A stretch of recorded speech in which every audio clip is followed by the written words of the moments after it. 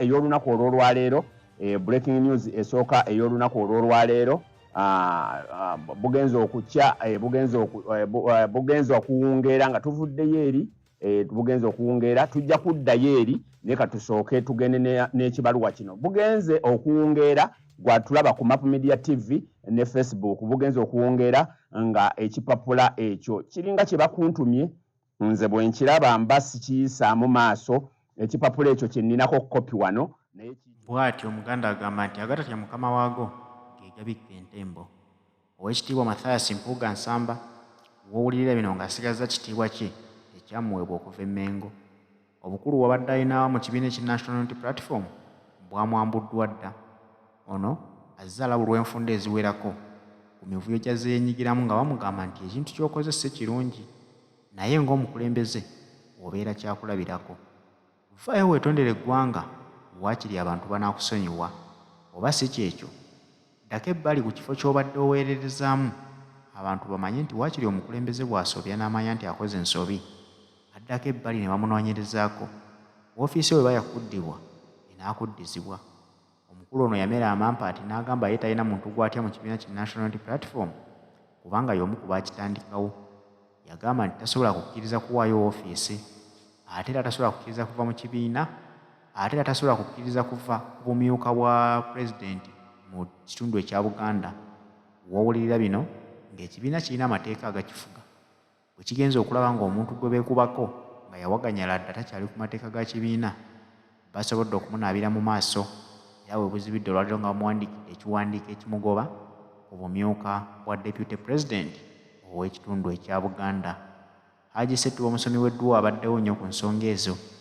Haji Setuba ye muntu asomedde abantu ab'enjawulo dduwa ate ne bakkiriza nti wamma ddala edduwa ze zibawonyezza. Ababadde banoonya emirimu ne bakkiriza nti bafunye emirimu ku dduwa za Haji Setuba. Nammwe abagala okugendako ebweru, ensonga zammwe Haji Setuba azikolerako ddala, kubeera bangi abagenze ebweru nga bayitidde ku dduwa ze. Naawe amwetaaga osobola okumufuna ku ssimu eri 0703 31 39 25. Ye Haji Setuba omusomi w'edduwa. Katuwulire ebya Mpuuga nga bwagobeddwa ku bwa Deputy President wa Buganda. Lwawukanako era bw'ogenda mu lo birala nnyo ne beeboogera owulira ng'oluzungu olufu. Bw'ogenda mu bakulembeze bano, bw'ogenda mu bakulembeze mu politics, baba ate ekigambo tebasobola kiteekawo ng'ekyo bwengenda okiteekawo wansi awo.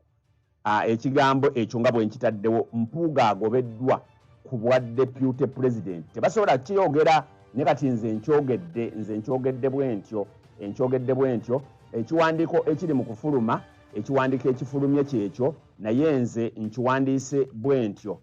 Ekiwandiiko nkiwandiise bwe ntyo. Ekiwandiiko ekyo kyekyo nga bwe mukiraba awo.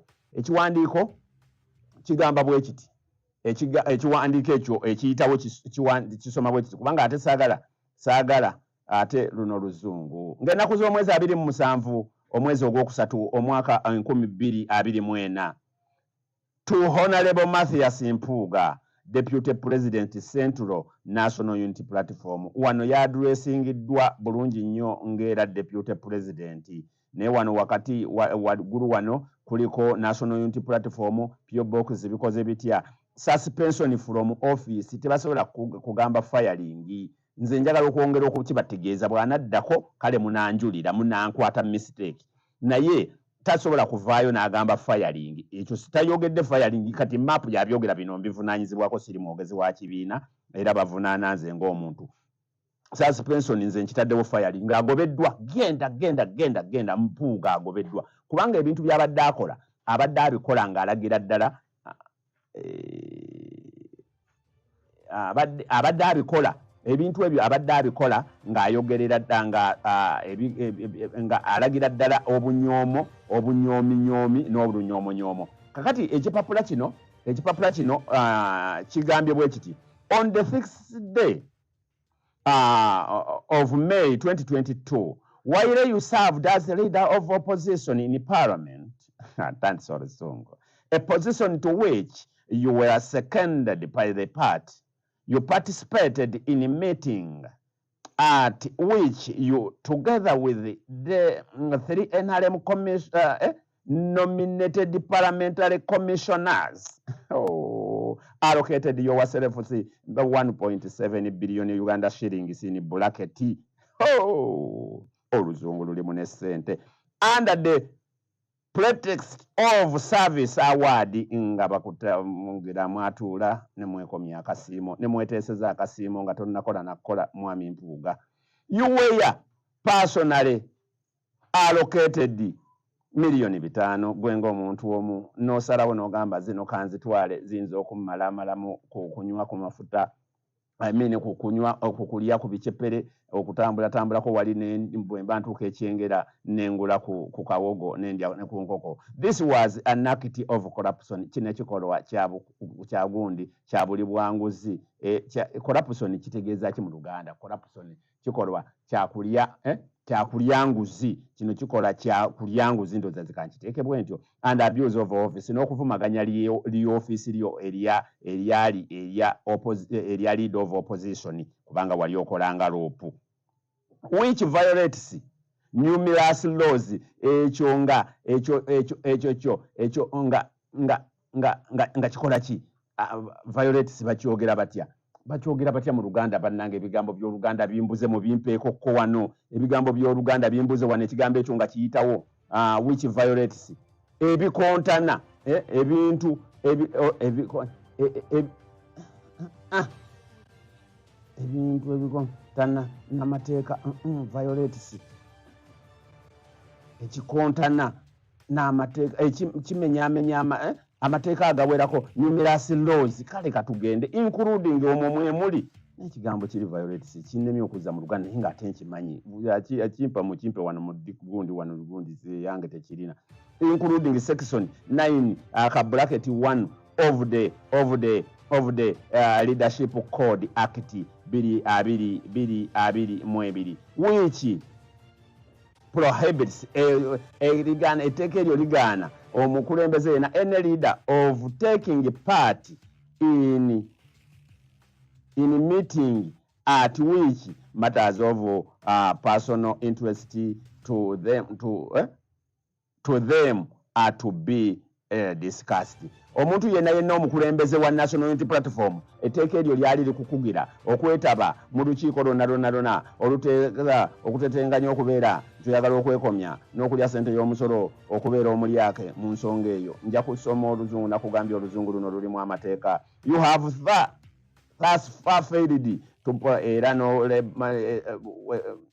n'olemererwa to provide okuleeta obukakafu n'okwennyonnyolako mu mbeera eno yonna gye wabyegezaamu byonna. Tugenze wansi tugendere ddala wano. In accordance with Article 63H and 71E of the party constitution, I hereby suspend. Obwedda wano wennoonya okusinziira ku ebyo byonna ku obwo bwonna obuwaayiro bwe wamenyaamenya nsinzidde mu mateeka ago nze nga pulezidenti ow'ekibiina kya National Unity Platform ne nkufuumuula.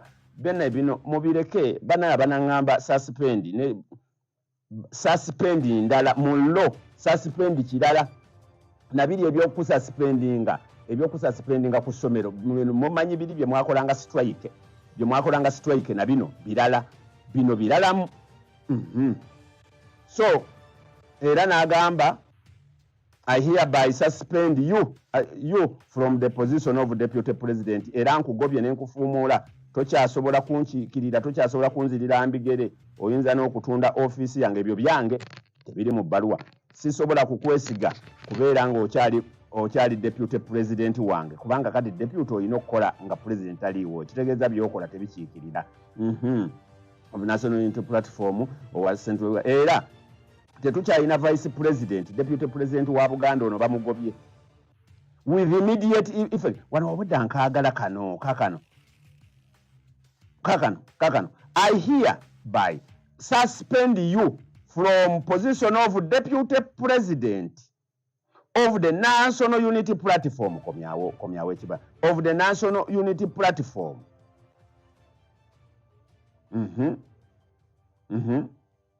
for Central region with immediate effect kyambagira tewali okwebuuza and accordingly refer the matter to the national executive atekeeka akugoba ku bwa commissioner ate era ensonga gye bazitutte olwo batogobeddwa era akugambye mu mangu ddala and accordingly refer the matter to the national executive committee for further proceedings. Bakututte mu mbuga endala ze zaakugoba nno teweyinula ezo ze zaakugoba ku bwa commissioner gye walemera kakati Anita Amongi tubadde tukusaba lwaki omuntu ono bamugobye mulemezeeko ku bwa vice lwaki tomulemezaako ku bwa vice Anita Amongi so bwe kityo bwe kiri bagenda kuŋŋamba kati map omusajja yakola kinze mbiwandiise mundeke byennyongeramu byange naye eyo ebbaluwa genda ku mukutu ogwa ghetto ebitaddeyo genda ku mukutu ogwaki gonna eziri official genda ku map mbitaddeyo gendayo na wano yino yennyini ekyatambula nange kenyini yiyo njitaddeyo so bwe kityo bwe kiri kakati mu luzungu olulala NBS yo yakiwandiise NTV yo yakiwandiise bweti update Nup President Robert Kyagulanyi has suspended Mathias Mpuuga from the role of Deputy President, Central Region in bracket, in the party of alleged corruption and abuse of office while serving as leader of opposition in Parliament. Kyagulanyi insists that Mpuuga failed to provide a satisfactory explanation for this action. Era teyawaayo kwewozaako kumatiza nga bwe bamubuuza miliyoni 5 zaagenda zitya nti lwaki muvuma kabaka. Miliyoni 5 ngenda kugolola ettumba.